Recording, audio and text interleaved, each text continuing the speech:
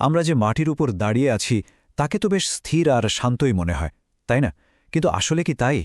আমাদের এই গ্রহের উপরিভাগটা আসলে অনবরত বদলে চলেছে। ওই যে সুউচ্চ পর্বত বা এই যে বিশাল সমভূমি, এই সব কিছুর পেছনেই কিন্তু কাজ করছে কিছু বিশাল ভূতাত্ত্বিক শক্তি। চলুন আজকের এই আলোচনায় আমরা জেনে নিই পৃথিবীর এই বৈচিত্র্যময় ভূমিরূপগুলো কিভাবে তৈরি হয় আর কিভাবে তা আমাদের জীবনকে প্রভাবিত করে। তো আমাদের এই যাত্রায় আমরা ঠিক কি দেখব? প্রথমে আমরা বোঝার চেষ্টা করব পৃথিবীর পৃষ্ঠটা আসলে কেন স্থির নয়। তারপর আমরা এক এক করে দেখব পৃথিবীর ৩টি প্রধান ভূমিরূপ, মানে পর্বত, মালভূমি এবং সমভূমি। আর সবশেষে আমরা মানুষ এবং এই ভূমিরূপগুলোর মধ্যে যে একটা গভীর সম্পর্ক আছে সেটা বোঝার চেষ্টা করব।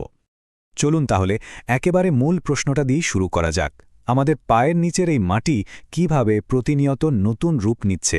এর পেছনে কাজ করছে মূলত দুটো প্রক্রিয়া। চলুন জেনে নেওয়া যাক সেগুলো কি কি। এটা ভাবতে একটু অবাক লাগতে পারে, কিন্তু এটাই সত্যি। আমরা যে ভূমির ওপর দাঁড়িয়ে আছি সেটা আসলে একদমই স্থির নয়।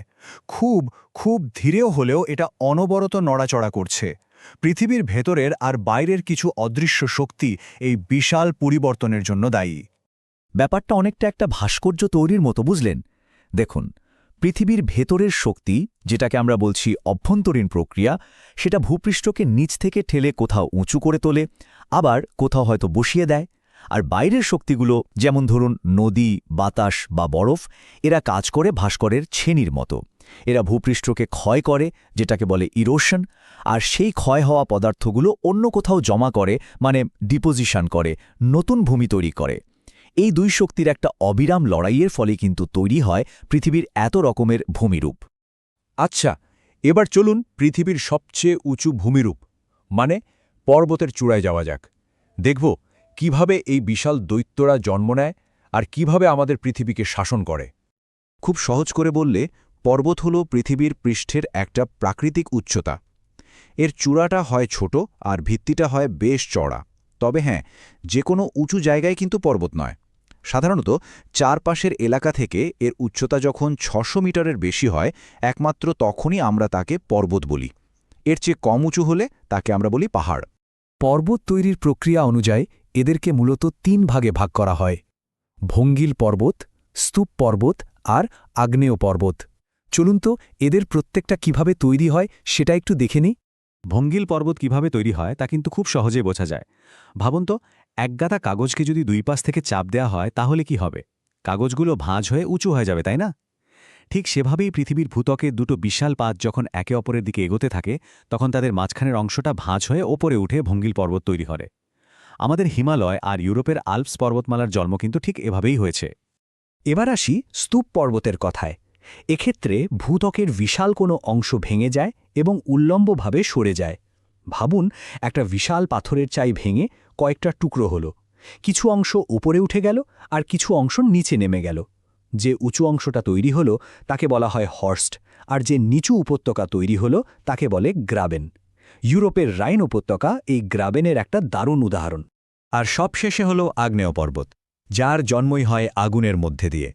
যখন পৃথিবীর ভেতর থেকে গলিত শিলা বা ম্যাগমা, ছাই আর গ্যাস প্রচণ্ড চাপে ভূপৃষ্ঠ ভেদ করে বেরিয়ে আসে, তখন তা স্তরের পর স্তর জমে এই পর্বতগুলো তৈরি করে। আফ্রিকার মাউন্ট কিলিমাঞ্জারো আর জাপানের মাউন্ট ফুজিয়ামা এই অগ্নিগর্ভ প্রক্রিয়ারই জীবন্ত সাক্ষী। পর্বত কিন্তু শুধু সৌন্দর্যের প্রতীক নয়, এদের গুরুত্ব অপরিসীম। এগুলো যেন প্রকৃতির একটা বিশাল জলের ট্যাঙ্ক।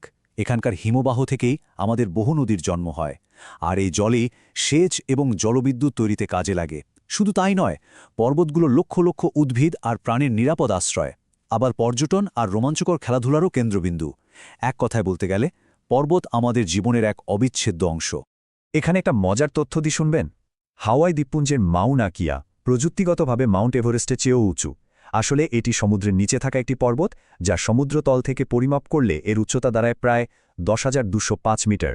ভাবা যায়। পর্বতের চূড়া থেকে এবার আমরা নামব মালভূমির দিকে।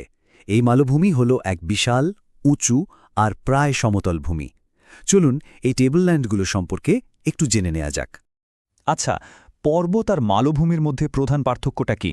ব্যাপারটা খুবই সহজ। পর্বতের মাথাটা হয় একটা সুচালো চূড়ার মতো, আর মালভূমি হলো একটা উঁচু চ্যাপ্টার টেবিলের মতো বিশাল এলাকা। মালভূমিকে প্রায় টেবিল ল্যান্ড বলা হয়, কারণটা তো বুঝতেই পারছেন। এরা দেখতে ঠিক টেবিলের মতো। আমাদের ভারতের দাক্ষিণাত্য মালভূমি পৃথিবীর অন্যতম প্রাচীন মালভূমিগুলোর একটা। তবে উচ্চতার দিক থেকে সবাইকে ছাড়িয়ে গেছে তিব্বত মালভূমি। এটা সমুদ্রপৃষ্ঠ থেকে প্রায় 4000 থেকে 6000 মিটার উঁচুতে অবস্থিত, আর কারণেই একে পৃথিবীর ছাদও বলা হয়। এই মালভূমিগুলো কিন্তু প্রাকৃতিক সম্পদে একেবারে ঠাসা। এদের গর্ভে লুকিয়ে আছে সোনা, হীরা, লোহা আর কয়লার মতো সব মূল্যবান খনিজ। এ কারণেই তো বিশ্বের অনেক বড় বড় খনি এলাকা এই মালভূমিতেই গড়ে উঠেছে। শুধু তাই নয়, লাভা মালভূমির উর্বর কালো মাটি চাষাবাদের জন্য দারুণ, আর এখানকার নদীঘাটগুলোতে তৈরি হয় অসাধারণ সব জলপ্রপাত। এবার আমরা নামব পৃথিবীর সবচেয়ে জনবহুল ভূমিরূপ অর্থাৎ সমভূমির দিকে। এই সমভূমিই কিন্তু আমাদের সভ্যতার ভিত্তি স্থাপন করেছে। সমভূমি হল বিশাল সমতল এলাকা, যা সাধারণত সমুদ্রপৃষ্ঠ থেকে খুব বেশি উঁচু হয় না।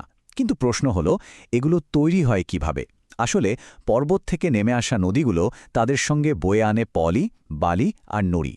লক্ষ লক্ষ বছর ধরে এই সব পদার্থ নদীর দুই তীরে জমতে জমতে তৈরি হয় বিশাল উর্বর সমভূমি। নদীর পলি দিয়ে তৈরি হওয়ার কারণেই এই সমভূমিগুলো অত্যন্ত উর্বর হয়। যেমন ধরুন আমাদের ভারতের গঙ্গা ব্রহ্মপুত্র সমভূমি। এখানকার উর্বর জমি কৃষিকাজের জন্য একেবারে আদর্শ। আর যেখানেই উর্বর মাটি আর জল থাকে, সেখানেই তো মানুষের বসতি আর সভ্যতার বিকাশ ঘটে। সমভূমিতে এত মানুষের বাস কেন? কারণটা কিন্তু খুব সোজা। এখানকার উর্বর মাটিতে ফসল ফলানো অনেক সহজ। জমিটা সমতল হওয়ায় বাড়িঘর, রাস্তাঘাট বা রেলপথ তৈরি করাও অনেক বেশি সুবিধাজনক। এই সব কারণেই সমভূমিগুলো মানুষের বসবাসের জন্য পৃথিবীর সেরা জায়গা হয়ে উঠেছে। সবশেষে আসুন আমরা এই বিভিন্ন ভূমিরূপ এবং মানুষের জীবনের মধ্যেকার সম্পর্কটা নিয়ে একটু ভাবি। এটা ঠিক যে পার্বত্য অঞ্চলের তুলনায় সমভূমিতে জীবনযাত্রা অনেক সহজ। কিন্তু আমরা যেখানেই বাস করি না কেন, একটা বিষয় আমাদের সবার মনে রাখতে হবে। প্রকৃতির এই অসাধারণ উপহারগুলো আমাদের দায়িত্বের সঙ্গে ব্যবহার করা উচিত, যাতে আমাদের ভবিষ্যৎ প্রজন্ম এর সুফল ভোগ করতে পারে। কিন্তু আমরা কি সত্যিই সেই দায়িত্বটা পালন করছি? প্রায়শই দেখা যায় আমরা উর্বর কৃষিজমিতে কংক্রিটের শহর তৈরি করছি, নদীর জলে আবর্জনা ফেলে তাকে বিষাক্ত করে তুলছি। আমরা হয়তো ভুলে যাই যে এই প্রকৃতি একটা আন্তঃসংযুক্ত ব্যবস্থা। এক জায়গায় আঘাত করলে তার প্রভাব কিন্তু সবখানে ছড়িয়ে পড়ে। এই আলোচনাটা আমাদের একটা খুব জরুরি প্রশ্নের সামনে দাঁড় করিয়ে দেয়। এই বৈচিত্র্যময় এবং জীবন্ত গ্রহের তত্ত্বাবধায়ক হিসেবে ভবিষ্যৎ প্রজন্মের জন্য একে আরও সুরক্ষিত রাখতে আমাদের ভূমিকা ঠিক কী হওয়া উচিত? এই প্রশ্নটা আমাদের সবাইকে নিয়ে ভাবতে হবে।